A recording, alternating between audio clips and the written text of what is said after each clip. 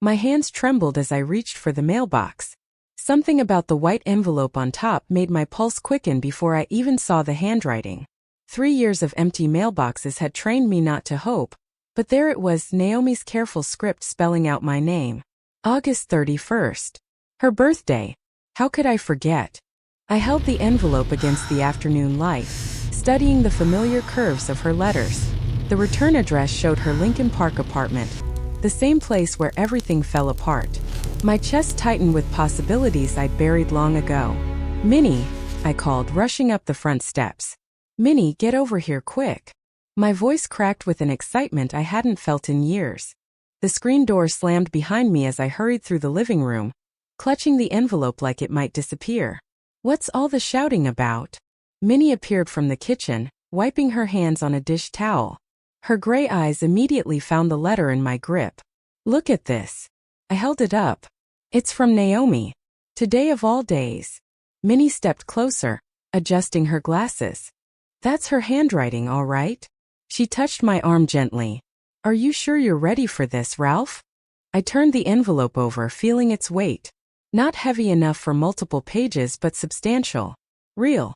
After 3 years of silence, my daughter had written to me on her 38th birthday. "I keep thinking this might be it," I whispered. "Maybe she's finally ready to talk." The afternoon sun slanted through our front window, casting everything in golden light. Outside, neighbors came home from work. Children played in yards. But inside our house, time had stopped. Minnie settled into the chair beside me. "Whatever it says, we'll handle it together." I nodded, though my throat felt tight. 3 years of hoping, of failed attempts, of lying awake wondering if I'd been too harsh, too stubborn. 3 years of missing my daughter's laugh, her quick wit, the way she used to call every Sunday just to chat. The envelope felt heavier now, loaded with possibilities. Reconciliation. Forgiveness. Maybe even an invitation to be part of her life again. Or perhaps another rejection. I set it carefully on the coffee table, afraid to tear it open, afraid not to. "She remembered I'd be thinking of her today," I said finally. "She always was thoughtful like that."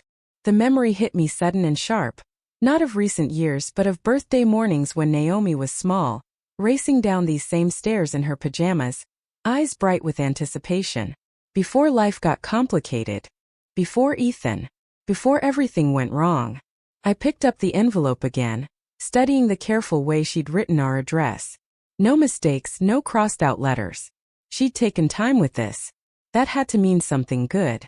"I can't remember the last time I felt this nervous," I admitted. "August 31st, 2022, Minnie said quietly. "The day you decided to drive over there and try to talk sense into her." The weight of that memory settled over me like a heavy blanket. That terrible afternoon that changed everything. I remembered standing outside Naomi's apartment building, my finger hovering over her doorbell. The Lincoln Park neighborhood bustled around me. Young professionals rushing home, couples walking dogs. I'd driven there with such determination, convinced I could make her see reason about Ethan. When Naomi opened her door, she looked tired in a way that worried me. Dark circles under her eyes, her usually perfect posture slightly slumped. "Dad? What are you doing here?" "We need to talk, sweetheart. About your marriage." Her jaw tightened immediately. "If this is about Ethan again." "It is about Ethan. And about you making the biggest mistake of your life." She stepped back but didn't invite me in. "I'm 35 years old. I don't need relationship advice from my father. When your husband is gambling away your future, you need advice from someone who cares about you." That's when Ethan appeared behind her, his hand possessive on her shoulder. The sight of him made my stomach churn. Too smooth, too charming, the kind of man who could convince you to give him your last dollar and thank him for it. "Ralph," he said with false warmth, "what brings you by?" "I'm talking to my daughter about the casino receipts I saw in your car last month." Naomi's face went white. "You were snooping in our car?" "I was helping you move that bookshelf and papers fell out of the glove compartment." $1,200 in one night, Naomi. How many nights like that have there been? Ethan's mask slipped for just a second, revealing something cold underneath. "That was a work event. Client entertainment."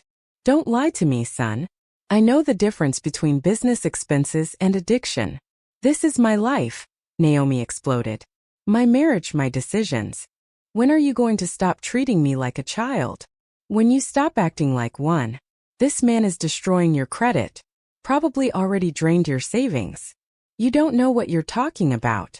But I could see in her eyes that I did know. The way she couldn't quite meet my gaze, the defensive set of her shoulders, the way Ethan's grip tightened possessively. What about family, Naomi? Doesn't that mean anything to you anymore? Family? She laughed bitterly. You mean the family that never accepted my choices? That questioned every decision I made. We questioned this one because we love you. No. You questioned it because you can't control me anymore. Ethan stepped forward, his voice silky with false concern. Maybe it's time for some space, Ralph. Let Naomi make her own choices without interference.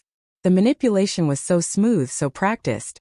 I watched my daughter absorb his words, saw her building walls I'd never be able to scale. He's right, Dad. I think you should leave. Naomi, please. Just think about what I'm saying. I'm thinking. And I'm choosing my husband over your suspicions. The door closed in my face with a soft click that echoed like thunder. I stood there for several minutes, hoping she'd change her mind. She never did. I'd started calling the next day, then the day after that. Voice messages went unanswered. Text messages showed as read but never replied to. Hi, sweetheart. It's Dad. I just wanted to say I'm sorry about yesterday. Maybe we could grab coffee and talk things through. Call me back. She never did. By October, Ethan started answering her phone. She doesn't want to talk to you, Ralph. Let me hear that from her. You heard it when you drove over here uninvited and upset her. Leave us alone. I tried driving to her apartment twice in November. The first time, Ethan met me in the lobby, his expensive suit making my working man's clothes feel shabby. This has got to stop, he said, blocking my path to the elevator. You're causing her stress. I'm causing her stress? What about what you're doing to her bank account? His smile never wavered, but his eyes went cold. Careful, old man. Harassment is a serious charge. The second visit was worse. He met me at my car before I even reached the building. I warned you. One more visit and I'm calling the police. Naomi doesn't want to see you. Christmas was the hardest. I'd always picked out Naomi's gifts, spending weeks finding exactly the right thing. That year, I chose a beautiful leather journal with her initials embossed in gold. It came back unopened. Returned to sender stamped in red ink. My birthday cards came back the same way. Mother's Day flowers for Minnie returned. Every attempt at connection bounced back like I was throwing stones at a brick wall. The final attempt came last spring. I'd heard through Nancy that Naomi's IT company had moved downtown. I took a sick day and waited in the lobby, hoping to catch her during lunch. When she appeared, walking with colleagues toward the revolving door, my heart nearly stopped. She looked thinner, tired, but still beautiful. Still my little girl. Naomi. She turned, and for a split second I saw something like longing in her face. Then it shuttered closed. Dad, you can't be here. Just 5 minutes. Please. We used to be able to talk about anything. Her colleagues had stopped sensing drama. She stepped closer, lowering her voice. Ethan will be furious if he finds out you were here. Then don't tell him. This is between us. Nothing is just between us anymore. Her voice cracked slightly. I made my choice. You can unmake it. She shook her head and I saw tears threatening. It's too late for that. She walked away without looking back, leaving me standing in a corporate lobby surrounded by strangers who pretended not to stare. That night I told Minnie I was done trying. Some bridges once burned couldn't be rebuilt. But sitting here now holding this unexpected letter, I felt that old hope stirring again. I held the envelope against my chest and walked back to the living room. Minnie sat in her favorite armchair by the window, afternoon sunlight catching the silver threads in her hair as she worked on her crossword. Minnie. My voice came out softer than intended, reverent almost. She looked up. Ralph, you look like you've seen a ghost. Better than a ghost. I held up the envelope. It's from Naomi. Today of all days. The crossword book slipped from her lap as she stood. Are you certain? Look at the handwriting. Those careful loops. The way she crosses her T's. I brought the envelope closer. She remembered it's her birthday. She's thinking about us. Minnie adjusted her reading glasses, studying the address. It does look like hers. After all these years of silence. Maybe she finally understood that family is the most important thing. Maybe Ethan's control isn't as strong as we thought. She reached for my hand, squeezing gently. Oh, Ralph. I've missed her so much. Her laugh, the way she used to call with every little triumph at work. Remember how proud she was when they promoted her to manager? Before he poisoned her against us. We stood together, both staring at the envelope that might contain our daughter's words of forgiveness. The living room felt charged with possibility, like the air before a thunderstorm. What do you think she says? Minnie whispered. Maybe she's pregnant. Wants to tell us about grandchildren. My imagination ran wild. Or she left him. Realized we were right about his gambling. Or she just misses her dad. Minnie's eyes filled with tears. 38 years old today, and part of her is still our little girl who used to climb into bed with us during thunderstorms. I positioned my finger under the envelope flap, ready to discover what our daughter wanted to tell us. After 3 years of silence, the paper felt substantial. Important. Real. Here goes nothing, I murmured, starting to lift the flap. Wait. Minnie's sharp voice made me freeze. Wait for what? She leaned closer, squinting at the address. Give me another look at that handwriting. Minnie, what's wrong? Something's not right. She took the envelope from my hands, holding it up to the window light. Look at how she wrote your name. See the slant. I studied the letters more carefully, irritation prickling at my hope. It looks fine to me. No, Ralph. Naomi's writing always slanted to the right. Always. 30 years of grading papers taught me to notice these things. Her finger traced the letters. This slant's left. Maybe she's stressed. People's handwriting changes when they're upset. Not the fundamental slant. That's muscle memory. Minnie held the envelope at arm's length, then close again. And look at the pressure. Naomi has a heavy hand. She presses hard when she writes. These letters are too light. My chest tightened with a different kind of fear. You're imagining things. Am I? Look at this A in Ralph. Naomi makes her A's perfectly round like little circles. This one has a pointed top. She pointed to specific letters. And she never ever makes her F's like that. Too fancy. Too many loops. Handwriting changes over time. Not this much. Not the basic letter formations. Minnie's voice carried the authority of someone who'd spent decades analyzing student work. This person is trying to copy her style but getting the details wrong. I wanted to argue to defend my fragile hope, but doubt crept in like cold water. The more I looked, the more the differences became obvious. The spacing between words, the rhythm of the letters, even the way the pen had moved across the paper. It all felt foreign. But who would? I started, then stopped. I don't know. But this isn't from our daughter. The envelope suddenly felt heavy in my hands, not with promise but with deception. Someone had gone to the trouble of imitating Naomi's handwriting, of using our pain against us. The cruelty of it took my breath away. Maybe I'm wrong, Minnie said softly, seeing the devastation on my face. Maybe she learned to write differently or… No. The word came out flat and dead. You're right. I can see it now. The careful hope I'd built crumbled like a house of cards. Someone was playing games with us. We sat in silence, the envelope lying between us like evidence of our foolishness. We have to open it, I said finally. We need to know what this is about. Minnie nodded reluctantly. Whatever it is, it's not going to be good news. I tore open the envelope anyway, my hand steadier now that hope had died and been replaced by grim determination. The paper crinkled as I unfolded it. Minnie leaned against my shoulder, both of us peering at the single sheet of white paper. Dear Dad, I read aloud, my voice catching on the familiar word that now felt like a lie. Read it all, Minnie whispered. I cleared my throat and continued. I desperately need your help. I'm in the hospital and require emergency surgery that my insurance won't cover. The doctors say I need $15,000 immediately, or I might not survive. Oh my, Minnie gasped. I know we haven't talked in years, but you're the only one I can turn to. Please don't let our past disagreements prevent you from saving your daughter's life. I need you to immediately transfer the money to my cryptocurrency wallet. The random string of letters and numbers felt like gibberish in my mouth. I looked at Minnie, whose face had gone pale.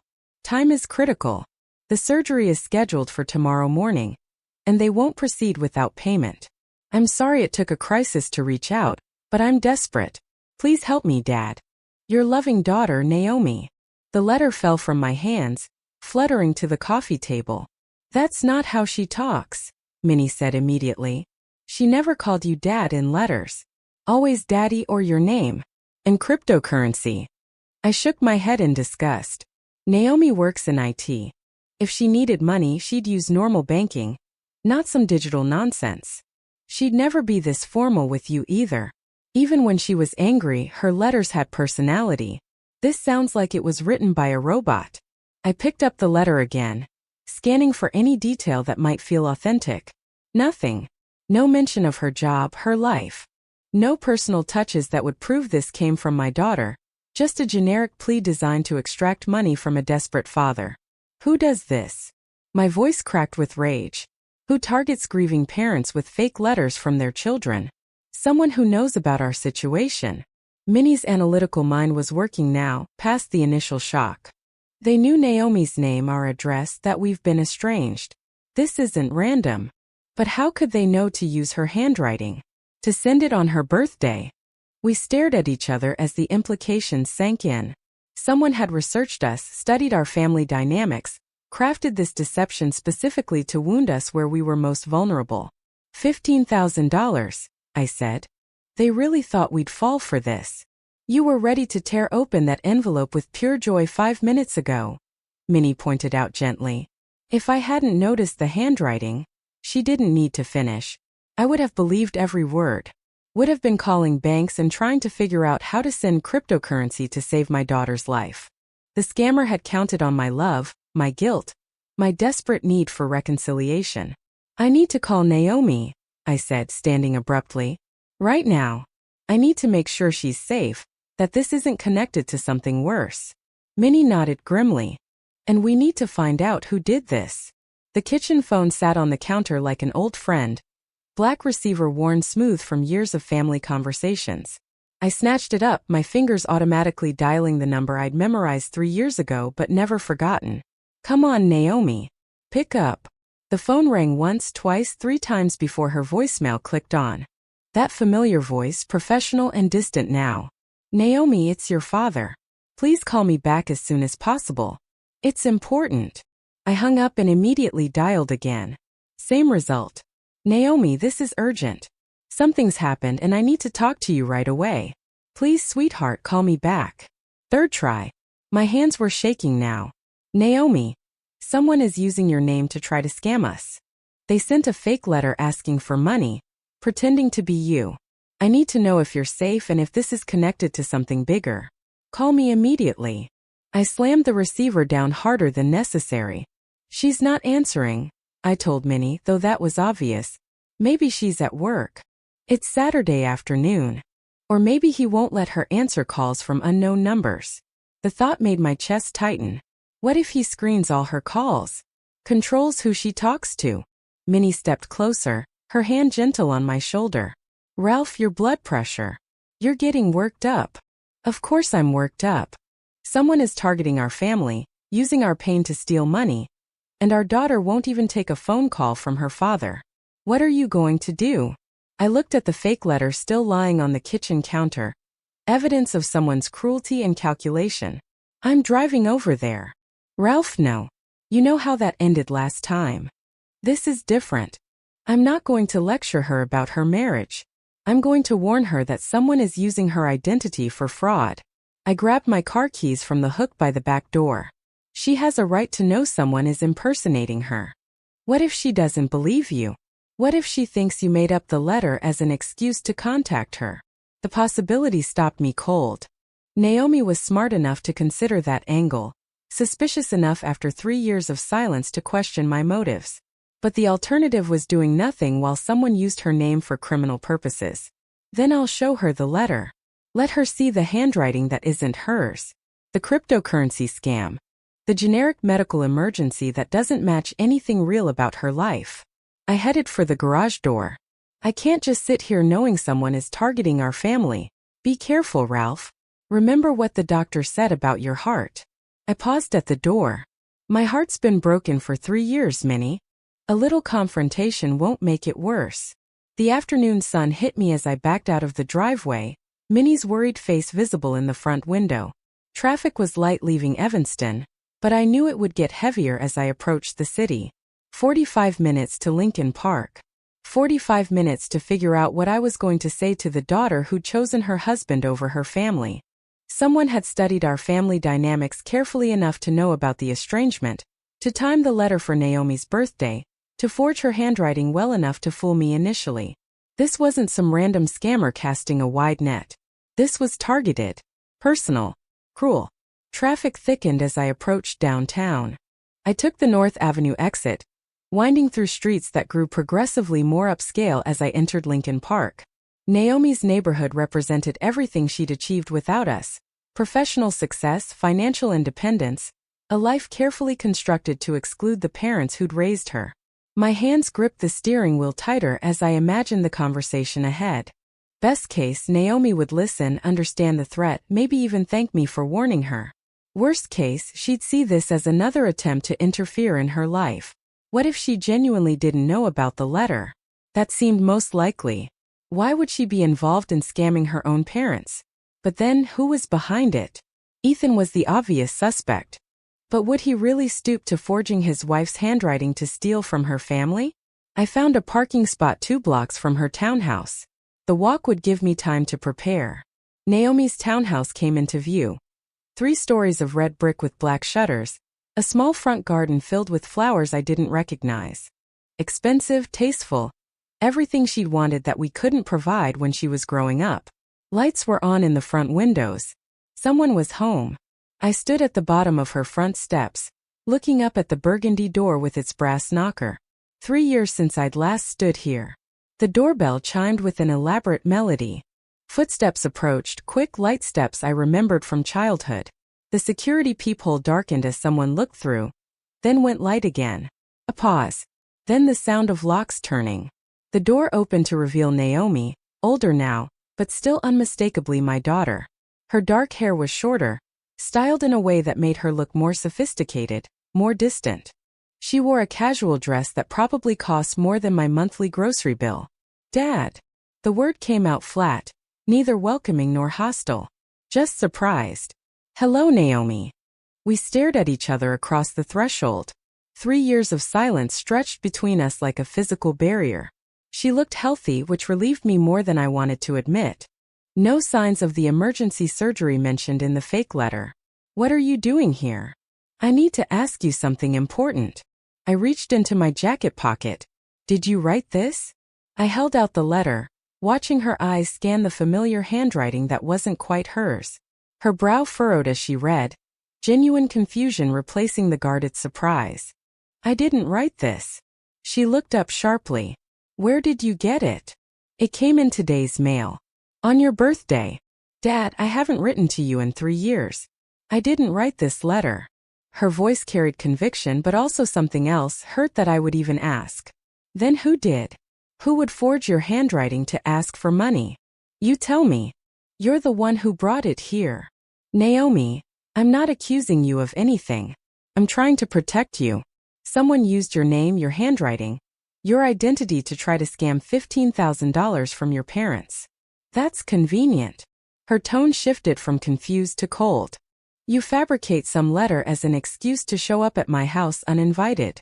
Fabricate. The accusation hit me like a slap. Why would I do that? Because you've been trying to contact me for 3 years, and this was the only way left.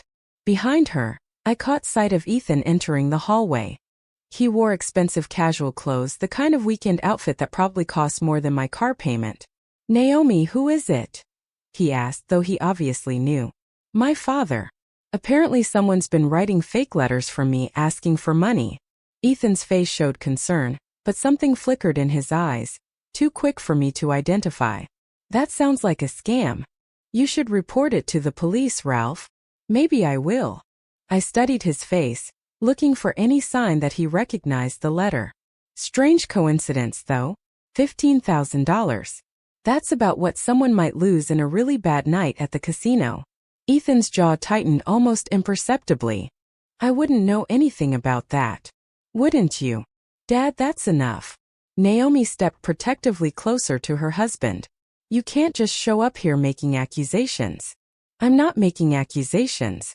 I'm asking questions. Someone targeted our family specifically. Someone who knew about our situation. Your birthday. Your handwriting style. Anyone could find that information online these days, Ethan said dismissively. Could they? Could they find samples of Naomi's handwriting? Could they know she's been estranged from her parents for exactly 3 years? Dad, you need to leave. Naomi's voice carried finality. I didn't write that letter. I don't know who did, and I can't help you figure it out.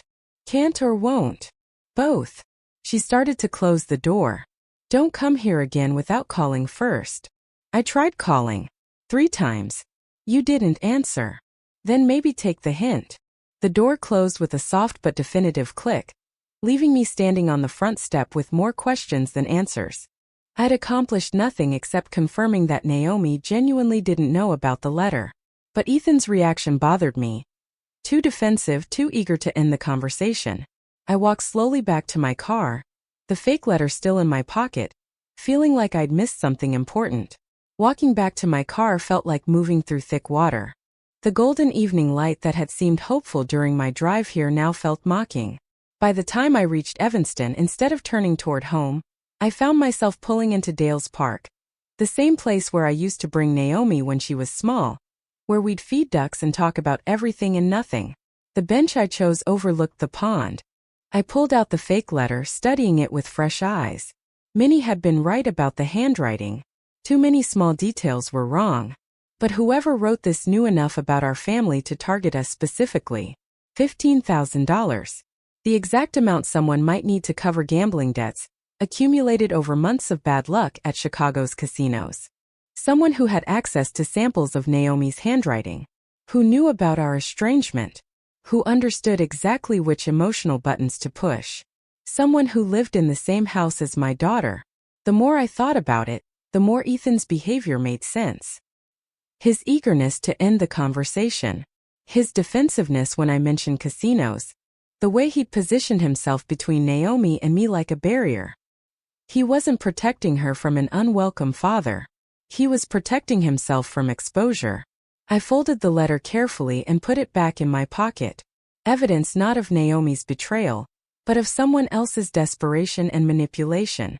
Standing up from the bench, I felt something I hadn't experienced in 3 years. Not hope exactly, but determination. Ethan had made a mistake today. He'd shown his hand just enough for someone paying attention to notice. I walked back to my car, already planning what I'd tell Minnie. We needed to wait and watch. If Ethan had written that letter, he'd probably made other mistakes too. Desperate people usually did. 3 days passed like slow torture. Minnie and I discussed the situation endlessly, analyzing every detail of my confrontation with Naomi, every suspicious reaction from Ethan. We decided to wait, to let things develop naturally rather than pushing harder and risking making everything worse. Tuesday evening arrived gray and drizzly. Minnie was in the kitchen preparing dinner when the doorbell rang at exactly 7 o'clock. I'll get it, I called, expecting a neighbor or delivery driver. The last person I anticipated seeing was my daughter standing on the front porch, soaking wet from the rain, clutching a manila folder against her chest. Naomi. Dad, I need to talk to you. Her voice cracked slightly. I found something terrible. She looked like she'd been crying. Her usually perfect hair hung limp around her face, and her expensive clothes were wrinkled. But it was her eyes that stopped me cold. They held the same desperate clarity I'd seen in the mirror 3 years ago. Come in, sweetheart. You're soaking. I stepped aside, watching her shake rain droplets from her jacket. Minnie appeared in the hallway, took one look at Naomi's distressed state, and immediately shifted into maternal mode. Oh honey, what's wrong? Let me get you a towel. I'm fine, Minnie. Naomi opened the manila folder with trembling hands. Dad, look at these papers. I found them in Ethan's desk. She spread several sheets across the coffee table. Even from across the room I could see what they were. Practice sheets filled with handwriting exercises. Row after row of attempts to copy familiar letter formations. What am I looking at? I asked, though my heart was already racing. Practice sheets. He was trying to copy my handwriting. Her voice broke completely. Dad, look at this one. She pointed to a sheet covered with attempts at writing her own name, her address, even what looked like draft versions of the fake letter I'd received. The evidence was overwhelming. Undeniable. I found these yesterday when I was looking for our insurance papers. They were hidden in a folder marked business expenses. She wiped her eyes with the back of her hand. I confronted him about it last night. What did he say? At first he denied everything. Said they weren't his, that maybe someone planted them. She laughed bitterly. But when I pressed him, when I threatened to call you and ask if you'd really received a letter, he confessed. He broke down completely. Dad, he's been going to the casino in Hammond 3-4 times a week for months. He owes money to people who aren't patient about collecting. The pieces fell into place with sickening clarity. Ethan's nervousness during my visit. His eagerness to get rid of me. His defensive reaction to any mention of gambling. He targeted you because he knew about our estrangement, Naomi continued. He thought you'd be so desperate to hear from me that you'd send money without asking too many questions. How much does he owe? $37,000. The number fell between us like a stone. The letter asking for $15,000 was just the first payment. He planned to send more letters, different medical emergencies, until he got enough to cover his debts. I sat down heavily, the full scope of Ethan's manipulation finally clear. He hadn't just been a bad husband. He'd been systematically using our family's pain for his own criminal purposes. Dad, I'm so sorry. Naomi's tears started flowing again. You were right about him 3 years ago. You tried to warn me, and I chose him over you. I let him convince me that you were trying to control my life when you were actually trying to protect me. Sweetheart, no. Let me finish. I should have listened to you. I should have seen the signs. You and Minnie are the only people in the world who would never lie to me or hurt me. And I threw that away because a manipulator told me I should.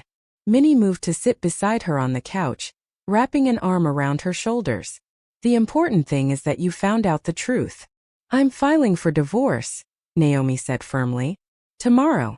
I can't stay married to someone who would try to steal money from my parents by pretending to be me. I looked at my daughter, really looked at her for the first time in 3 years, and saw not the defensive woman who'd shut me out, but the strong, intelligent person Minnie and I had raised. She'd been manipulated and isolated, but she hadn't been broken. Can you forgive me? She whispered. I didn't trust my voice to answer, so I just held out my arms. She fell into them like she was 12 years old again. For the first time in 3 years my family was whole. Come on, both of you, Minnie said, standing and smoothing her apron. Let's sit down properly and talk about this over a meal. I was just making pot roast. There's plenty for 3. We moved into the kitchen together, and I watched Minnie automatically set a third place at our small table. The simple domesticity of the moment, plates and silverware, the smell of dinner, my daughter sitting in the chair she'd occupied as a child, felt like a miracle. I can't believe I let him isolate me from you for so long, Naomi said, accepting the plate Minnie placed before her. He was so subtle about it, always finding reasons why I couldn't visit, why phone calls were inconvenient, why you two were trying to manipulate me. Professional manipulators are good at their work, I said. Don't blame yourself for being deceived by an expert. But the signs were there. The secrecy about money, the way he controlled my schedule, how he always had an explanation for why my family was the problem. She pushed food around her plate absently. He made me believe that choosing him meant proving my independence. I reached across the table and covered her hand with mine. The important thing is that you saw through it eventually. I should have seen through it 3 years ago when you tried to warn me. Should have, could have, would have. Minnie's voice carried practical wisdom. None of that matters now. What matters is moving forward. I stood and walked to the kitchen drawer where I kept matches. Speaking of moving forward, there's something we need to do. I pulled out the fake letter, now wrinkled from being carried around for days. This thing has caused enough damage to our family. Understanding immediately, Naomi nodded. We moved to the kitchen sink, all three of us crowding around the basin. I struck a match and held the flame to one corner of the letter. The paper caught quickly, curling and blackening as it burned. Good riddance, Naomi whispered, watching the last traces of Ethan's deception wash down the drain. With the letter destroyed, Minnie disappeared into the living room and returned carrying a thick photo album. The one filled with pictures from Naomi's childhood. She opened it to a page showing a gap-toothed 8-year-old Naomi at a Cubs game, grinning between her parents. Remember this day? Minnie asked. You insisted on getting a hot dog at every inning. And Dad kept buying them for me even though I only ate half of each one. Naomi laughed, the first genuine laughter I'd heard from her in years. We spent the next hour looking through photos, remembering birthday parties and Christmas mornings, family vacations and quiet Sunday afternoons. Each picture was proof that we'd been a loving family once, that the bonds between us were stronger than any manipulator could permanently break. I've missed this so much, Naomi said, touching a picture of herself at 16, rolling her eyes at something I'd said. I've missed having parents who actually cared about my well-being, instead of what they could get from me. You'll always have that, I said firmly. No more years of silence. We stay in touch from now on no matter what. Never again, she promised. And Dad, I want to write you a real letter next week. A real letter in my real handwriting, telling you everything I've wanted to say for 3 years. The contrast was perfect. From fake communication designed to steal money to genuine connection meant to rebuild love. What about Ethan? Minnie asked practically. Where will you stay during the divorce proceedings? I've already moved out. I'm staying at a hotel for now, but I was hoping. She looked between us uncertainly. Could I maybe stay in my old room for a few weeks?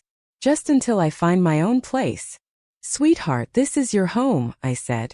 It always has been. We just lost you for a while. As we cleaned up the dinner dishes together, the three of us moving around the kitchen in comfortable synchronization, I marveled at how quickly the natural rhythms of family life reasserted themselves. It was as if the 3 years of separation had been a bad dream, dissolved by truth and honesty. Later, as Naomi settled into her old bedroom, I stood in the doorway watching her organize her things. She looked younger somehow, freed from the weight of maintaining a marriage built on lies and manipulation. Thank you for not giving up on me, she said quietly. Never, I replied. Family doesn't give up. That's what makes it family. Outside, rain continued falling, washing the world clean for tomorrow.